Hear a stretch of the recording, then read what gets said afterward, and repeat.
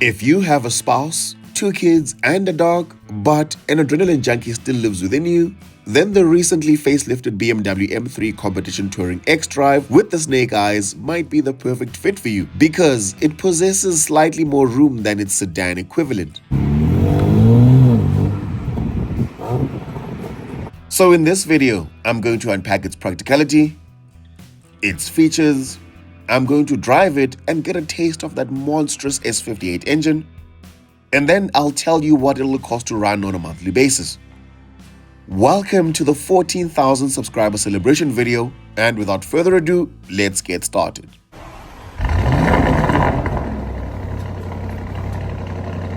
Car Talks: Power, Precision, Performance. Shout out to BMW Sandton for lending us the M3 Touring. Now, we're currently streamlining our processes and building internal capacity on the channel. So, if you happen to be interested in this specific unit or any other BMW, then click on the link in the description box below and fill in our survey, which takes less than 60 seconds to complete. And a dedicated member of staff will reach out to you. Or simply scan the QR code on your screen. Moving right along, propelling the Touring forward is the S58 engine, a 3-litre inline 6-cylinder twin-turbo petrol engine producing 390 kilowatts and 650 Nm of torque, which is identical to the sedan M3 Competition. It sends power to all 4 wheels via an 8-speed ZF automatic gearbox. Curb weight comes in at 1940 kilos, so it's about 88 kilograms heavier than the sedan. And as a result, that adds 1/10 of a second to the claimed 0 to 100 km/h sprint time, because it'll do it in 3.6 seconds. The Touring starts from 2.2 million rands, but this particular unit has been spec'd out to the rafters. So for instance, it's fitted with the 80,000 rands M carbon exterior package, which includes carbon mirror caps, a carbon diffuser, and a carbon bumper. But this is not to be confused with the interior carbon fiber trim, which is a no-cost option for the competition. But we'll get into that in a minute. Moving on to practicality and features, you get a massive 500 litres worth of boot space, which is 20 litres more than the sedan. The X3 M50 gets 570 litres, so the Touring is right up there in mid-size SUV territory in terms of boot space. By comparison, the Audi RS4 Avant gets between 495 and 505 litres, depending on the exact measurement standard. And the Mercedes AMG C63 SE Performance Estate gets the smallest boot at 320 litres. Thanks to all of those batteries. The rear seats fold flat in a 40-20-40 split configuration. You get a parcel shelf to conceal all your valuables, and a false floor that you can use to store small items such as a first aid kit. There is no spare wheel because this comes with run-flat tires from factory. The tailgate is electrically operated, but the Touring has a trick up its sleeve because you don't have to open the entire tailgate to chuck in small items. You can simply open the rear window alone. Stepping into the rear cabin, you have the optional 42,000 rands ivory white merino leather seats. They look incredible and contrast beautifully with the sapphire black exterior paint color, as do those silver alloy wheels, which is refreshing to see in a world where everybody's going for black alloys. But with those seats being white means that you'll probably need to get ceramic coating done to make them last as long as possible.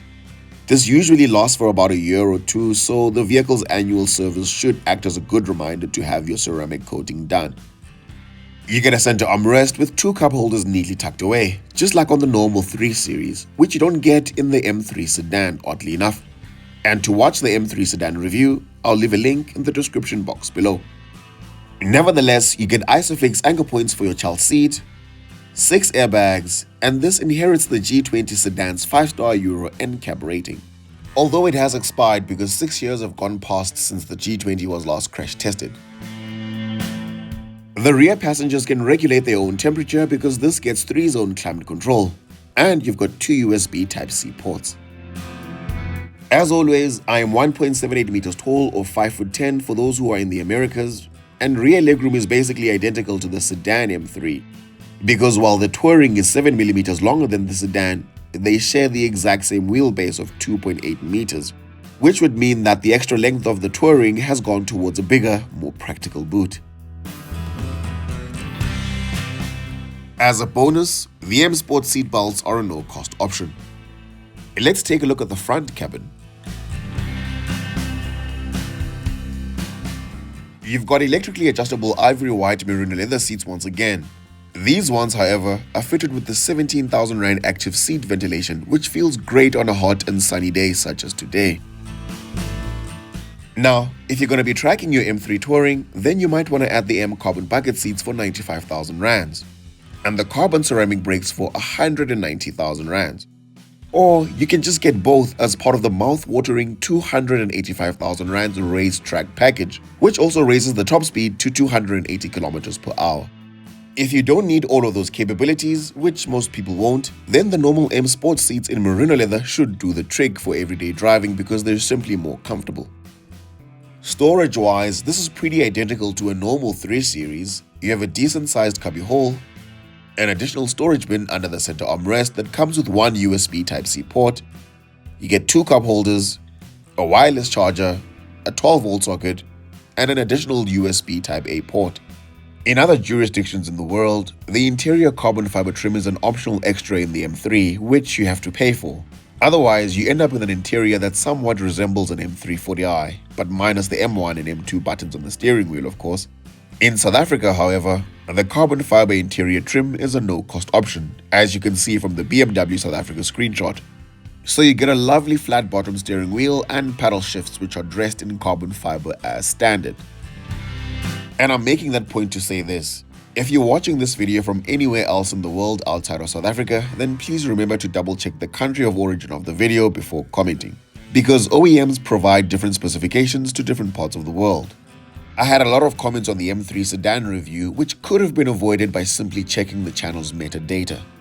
The world is indeed a global village, and a video made in Australia or South Africa can be enjoyed in Canada, in the UK, and pretty much anywhere in the world. So in the spirit of building a global community, let's keep that in mind in the comment section. Back to the vehicle that we're actually reviewing today. You get a 14.9-inch infotainment system that comes with wireless Apple CarPlay and Android Auto, and a very high-definition 12.3-inch instrument cluster with crisp graphics. It would seem that the previous owner has installed a matte screen protector which makes the screens feel dark and dingy, but I know that there are people out there who will appreciate the fact that there's no glare coming from the screens. And whilst we're on the infotainment, the M3 has 3 drive modes, namely Road, Sport and Track.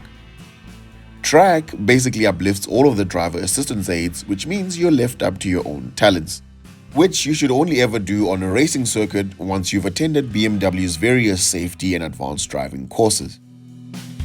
This is also equipped with a rear-wheel drive mode, which you can only activate once ESC is turned off. For me, nearly 400 kilowatts going to the rear wheels without traction sounds like a scary proposition, so we'll keep it an X drive for the purposes of this review. The climate control is embedded within the infotainment. Again, not a fan of that from a safety perspective. And this is the LCI, so it gets these weird futuristic air vents which aren't my favorite part of this vehicle. The brushed aluminium around the air vents of the pre-facelift looked a touch more premium.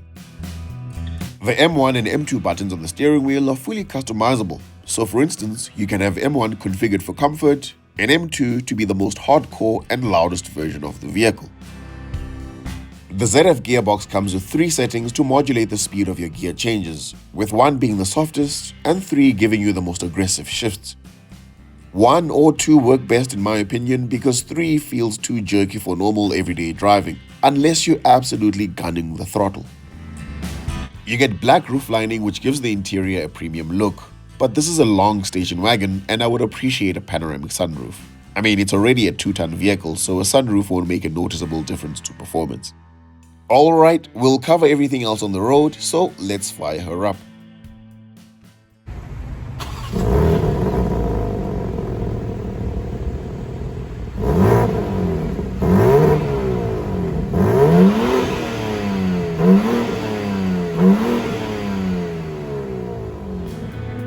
Welcome to the inside of the M3 Competition Touring X-Drive. A very long name, but that's besides the point.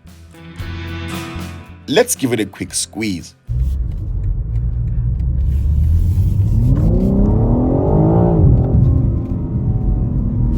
And that, my friend, is the infamous S58, which delivers peak torque from a low 2,750 RPM all the way to 5,730 RPM.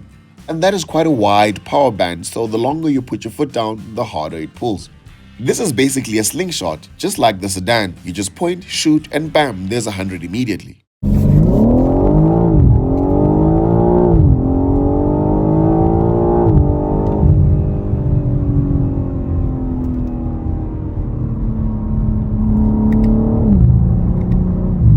That is just nuts, man. 2 tons should not be able to move that quickly. Now, faster state cars are not really popular in South Africa for obvious reasons. The market has simply moved on to SUVs, and the quality of our roads is not helping this situation either. So you're not going to find a lot of these on the roads, just like the Audi RS4 and RS6. Interestingly, for the price of this, you can get a brand new BMW X5 M60i, which you can moderately take off-roading and take to your village without worrying too much about ground clearance. But the thing about an SUV is that it has a very high center of gravity, so inherently it won't feel anywhere near as dynamic as the Touring. So essentially, the Touring is meant for a discerning buyer in the market who wants the practicality of an SUV without sacrificing driving dynamics. The brakes are the M compound with red brake calipers, so they're not the carbon ceramics.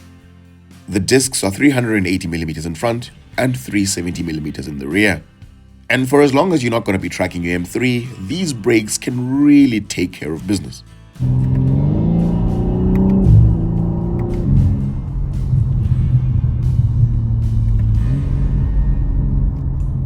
You get staggered Pirelli P0 run-fed tires with 19 inches 275mm section width up front and 20 inches with a 285mm section width in the rear.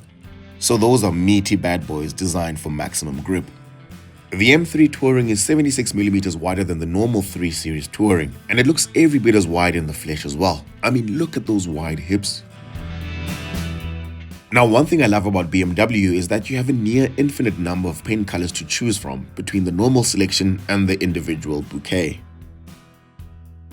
You get a 5-year 100,000 kilometer motor plan as standard and a 2-year unlimited kilometer factory warranty. Other highlight features include blind spot monitoring with lane keep assist, a 360-degree camera, head-up display, and the Harman Kardon sound system. And because this is a dealership review, there's never enough time to factor in an audio test. Claimed fuel consumption is 10.4 liters per 100 kilometers on the combined cycle, and I saw numbers as high as 13 liters because I was having fun with it. Before we get to pricing and cost of ownership, this is the 14,000 subscriber celebration video, and we are still on the road to 20,000 subscribers. So if you're enjoying these videos, then please go ahead and smash the subscribe button to become a part of the family. Don't forget to turn on your notifications so that you don't miss a single one of our epic reviews. Moving on to pricing and cost of ownership, we don't get the base M3 in South Africa, so the competition in touring form kicks off from 2.2 million rands. And this one has been fitted with 139,000 rands worth of optional extras as we've discussed in the video, which raises the price to just under 2.4 million rands. But because this particular unit is a 2024 model year with 8,000 kilometers on the clock, BMW Sentin are selling it for 2.15 million, saving you over 200,000 rands just by buying it as a used vehicle. And I'm sure if you tell them that you saw it on Car Talks, you might even get it for less than that. Hint, hint. So using the M3 Competition Touring without any optional extras, on finance, you can expect to pay 42,000 rands a month over 6 years at the current prime interest rate of 10.25% per annum. That's without a balloon payment, but if you were to take, say, a 30% balloon, then the installment would come down to 35,000 rands. But you already know the story with the balloon payment. You'll pay for that car until you bleed through your ears. Insurance is risk profile dependent, and the cheapest quote I got was 8,000 rands. So that came back 2,000 rands higher than the M3 sedan I tested last year, which is a bit weird if you think about it because the two cars are similarly priced. I still stay at the same address with no recent accident history. So at the very least, I would have expected that my risk profile is fundamentally the same. If anything, the Touring is less popular than the sedan, so I would have expected that the risk attached to the Touring is even less than the sedan. But the actuaries are more than welcome to weigh in on that in the comment section. Oh, that's a nice sheet either.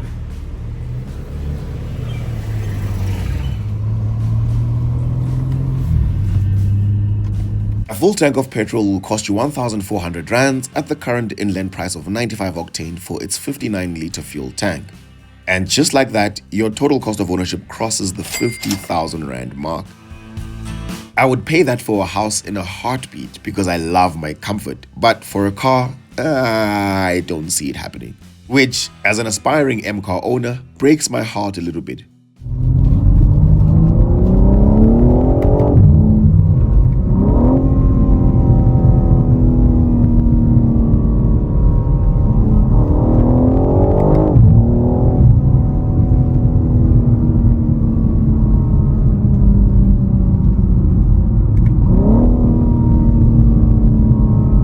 For me, this is one of those vehicles where ideally you'd want to settle in full upfront, or at least put down a 50% deposit and then finance the other 50%. You'd be losing the benefit of investing those funds elsewhere. So I do agree that it's not the most efficient use of cash, but psychologically, 50k leaving my bank account every month for a vehicle would surely do a number on me. But as a package, the M3 Touring is undeniable for those who can afford one. The performance of it would put a lot of supercars to shame.